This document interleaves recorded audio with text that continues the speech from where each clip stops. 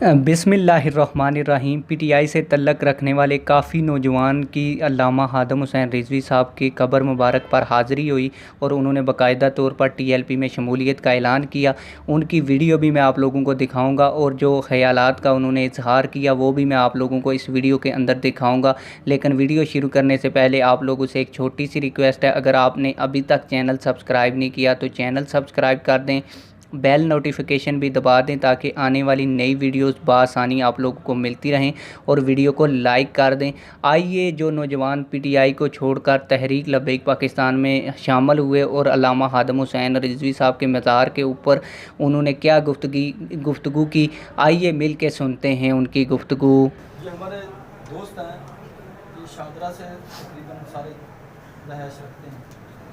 और ये सारे यंग लोग ये यूनिवर्सिटी में पढ़ते हैं और इनको हमने गाइड किया है कि ज़िंदगी का जीना और मरना असल तरीका यहीं से मिलेगा। ये बड़े बड़े लोगों में, ये बड़े बड़े जलसों में इन्होंने ये मोटरसाइकिलें अपनी को पीटीआई, नून लीग हर इलाके में अपने ये गए, मगर ये हमारे दोस्त हैं, मगर इनको हमने जो चीज़ बताई कि दुनिया में भी